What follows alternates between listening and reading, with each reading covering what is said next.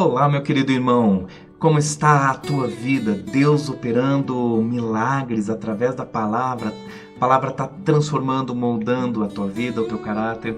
Eu espero que essa seja a realidade da sua vida. Hoje vamos continuar 1 Tessalonicenses, o capítulo 3. É quase que uma declaração de amor. Como a carta toda parece uma declaração de amor de Paulo para com a igreja, o capítulo 3 ele é central nessa ideia. Então, acompanhe comigo a 1 Tessalonicenses, capítulo 3. Versículo 1 ele diz: pelo que, não podendo suportar mais o cuidado por vós, pareceu-nos bem ficar sozinhos em Atenas. Nós não vamos comentar muito aqui, bom? E enviamos o nosso irmão Timóteo. Então veja, Paulo, junto com outros irmãos, eles estão em Atenas, mas eles sentiram necessidade de enviar alguém, e no caso o escolhido foi Timóteo. Timóteo, um ministro de Deus no Evangelho de Cristo, e ele foi enviado para quê? Com qual objetivo? Para benefício da vossa fé, ou para benefício da fé dos Tessalonicenses, tá bom? Também confirmar-vos e exortar-vos. Então, como é que uma fé pode ser beneficiada? Através de confirmação e exortação.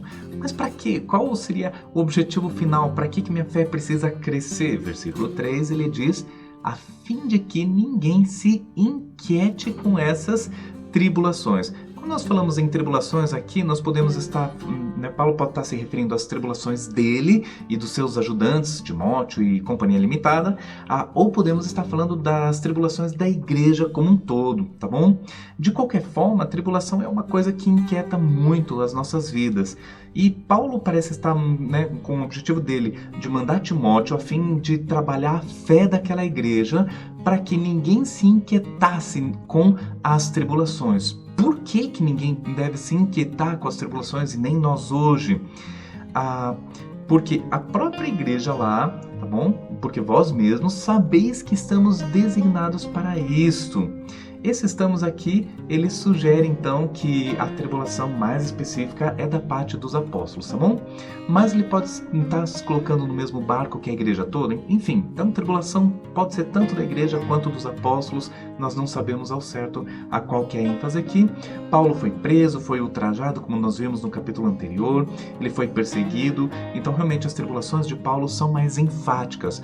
Mas a igreja como um todo sofre perseguição e é acusada, e muitos sofrem por causa dessa tribulação, tá bom? A questão é que a igreja sabe que está designada para isso. Tanto os apóstolos quanto a igreja está designado para isso. Jesus ele prometeu que no mundo tereis tribulações, mas tem de bom ânimo, eu venci o mundo. Está lá no livro de João esse versículo.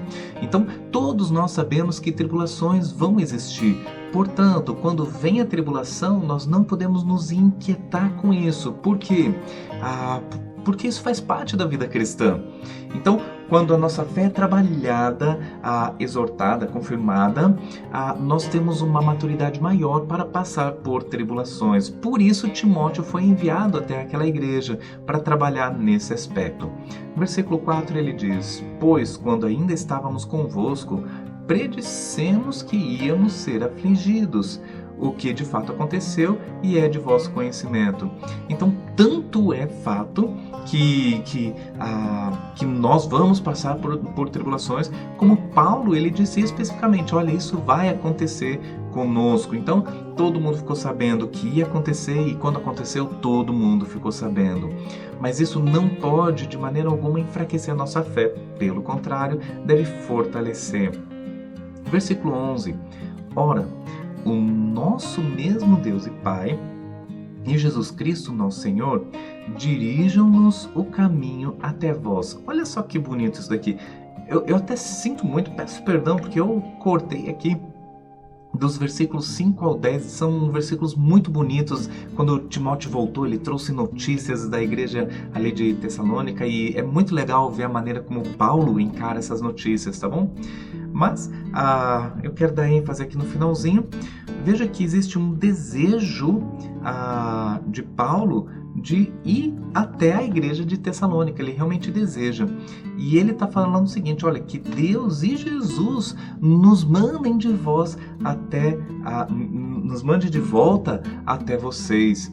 Versículo 12, e o Senhor vos faça crescer e aumentar no amor uns para com os outros.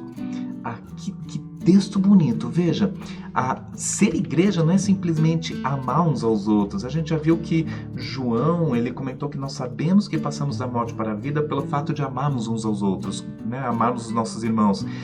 Sim, a base do cristianismo é o amor, afinal de contas, Deus é amor. Então tudo que nós fazemos deve existir amor se de fato somos filhos daquele que é amor. Mas o que é muito bonito nesse texto é que não basta ter amor, não basta o cristão ter amor, é necessário que esse amor cresça, amadureça a cada dia.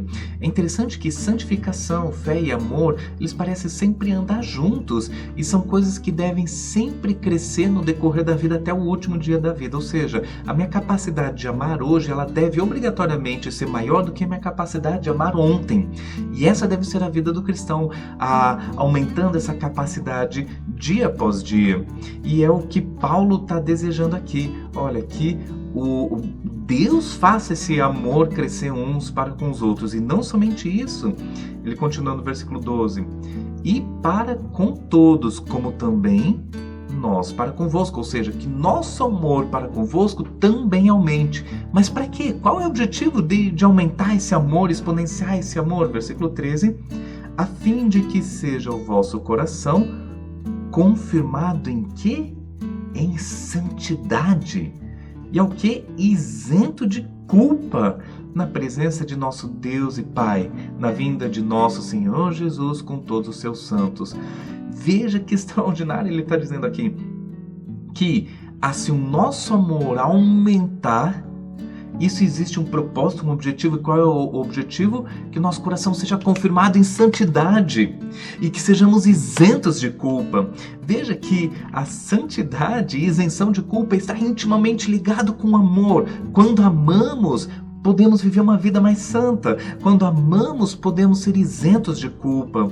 Eu não sei, talvez existe muita conjectura que podemos fazer aqui, ou muita proposta teológica, por assim dizer, muitos estudos que podemos fazer, mas parece-me que o pecado ele está intimamente ligado com o egoísmo, que faz todo sentido, porque o pecado primordial lá no Jardim do Éden, ou com o diabo, estava relacionado a egoísmo, a orgulho. Então, o contrário de pecado, poderíamos pensar que é um amor ao próximo. Eu deixo de pensar em mim e estou pensando no próximo.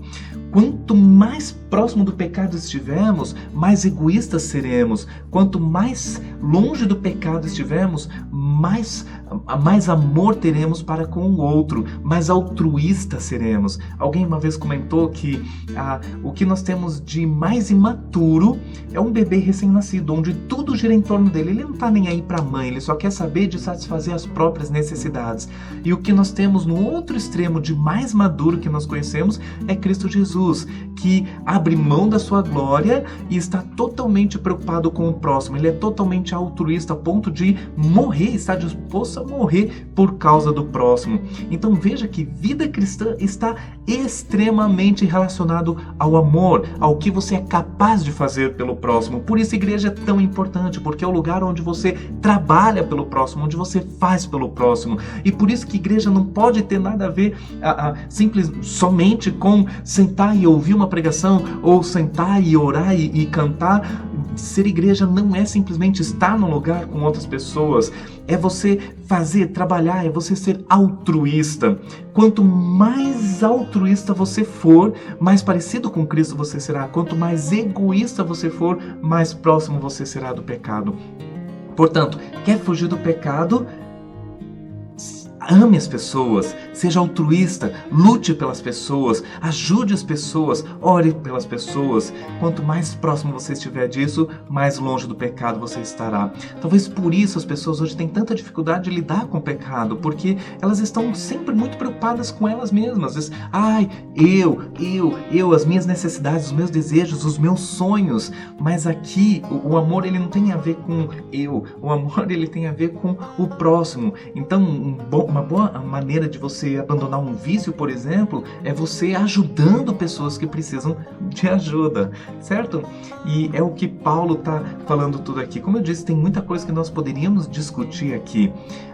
Confirmado em santidade, isento de culpa. Isso tem a ver com o nosso amor aumentando uns para com os outros. Pois bem, e aqui estamos nós, diante da palavra de Deus que vai nos transformando, nos moldando. Como você encara o teu irmão? Como você encara a igreja? Eles realmente são importantes na tua vida? Ou os teus sonhos, os teus desejos, até mesmo o teu descanso é mais importante do que o teu próximo? O que é mais importante, você ou o amor que você tem pelo teu irmão? Que realmente, verdadeiramente, sejamos parecidos com Cristo, confirmados na fé e com o amor aumentando dia após dia, para que de fato sejamos encontrados sem mancha, sem culpa, e assim o Evangelho possa crescer e se propagar. Amém? Que Deus abençoe então o seu dia, que Deus abençoe a sua semana e que Deus abençoe o resto dos seus dias e que cada dia você cresça mais no amor, abandonando e deixando você para trás, a fim de servir ao próximo. Amém? Que Deus abençoe.